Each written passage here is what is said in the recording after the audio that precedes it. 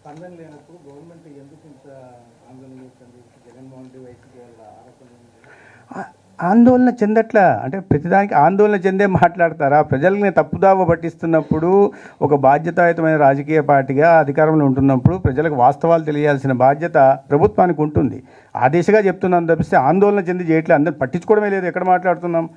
నేను ప్రజల్లో ఎక్కడ వచ్చినప్పుడు అడుగుతున్నా, ఎక్కడన్నా స్పందన వస్తుందేమో, లేదా ఇంత పెద్ద స్పందన అని. అంటే స్పందన ఉంది ఎక్కడ? వాళ్ళ ట్వీట్లలో, వాళ్ళ పోస్టులలో, లేదా పేపర్లో, టీవీలో కనిపిస్తాను తప్పిస్తే ప్రజల్లో ఎక్కడ స్పందన లేదు. ప్రజల్లో ఆ స్పందన నేను ఉండుంటే నేను ఇంకా కంగారు పడేవాడిని ఏమో.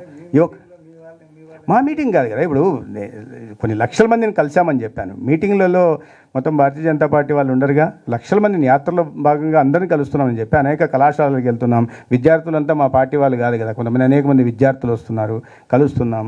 కలిసినప్పుడు వివిధ వర్గాల వారిని కలుస్తున్నాం. వాళ్ళని కలిసినప్పుడు అడిగితే అసలు వాళ్ళకి ఈ విషయం మీద అవగాహన కూడా లేదు.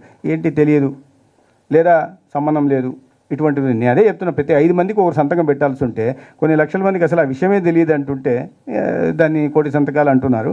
దాన్ని తీసుకెళ్తారు, కోర్టుకు వెళ్ళాలి. నేను అదే చెప్తున్నది ఏంటంటే, మాట మీద నిలబడి జగన్మోహన్ రెడ్డి గారు కోర్టుకు వెళ్ళాలి. ఆయన కోర్టుకు వెళ్ళిన తర్వాత కోర్టు ఏం చెప్తుందో విని అప్పుడు ఒత్తిడి చేయమనండి, మేము కూడా అంగీకరిస్తాం, పునః పరిశీలిస్తాం.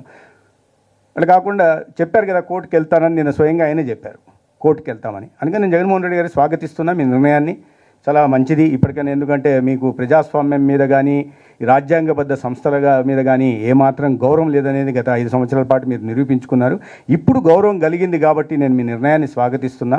మీరు కోర్టుకు వెళ్ళండి. కోర్టు నిర్ణయం బట్టి కోర్టు తొందరగా డిస్పోజ్ చేస్తుంది, ఎక్కువ సమయం కూడా పట్టదు. కాబట్టి ఆయనకు తెలుసు కోర్టును ఎలా ఏ రకంగా చేయాలో కూడా.